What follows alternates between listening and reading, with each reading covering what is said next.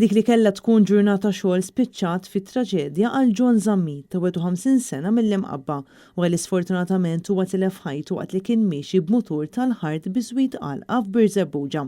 L-inċident seħħ il-ħadd filgħodu fit-triq ħalfar għal ħabta tal-10:30. Jidher ir-raġel kien miexi bil-mutur tal-ħart u għal xi raġuni mhux magħrufa sfortunatament inqabad fih.